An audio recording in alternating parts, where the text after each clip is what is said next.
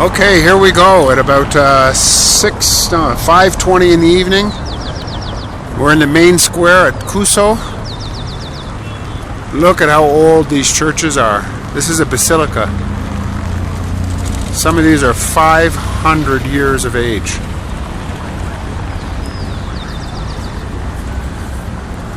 I'll walk around. Look at all the balconies. Is that cool? Look at how they hang out over the edges. Okay.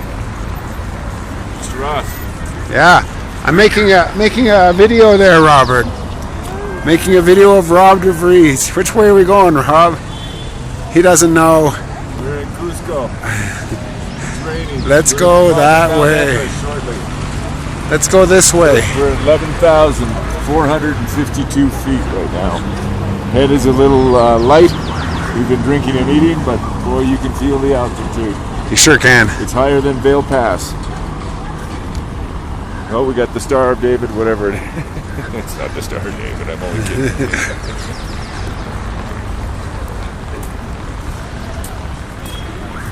We're in the... It's pretty cool, though.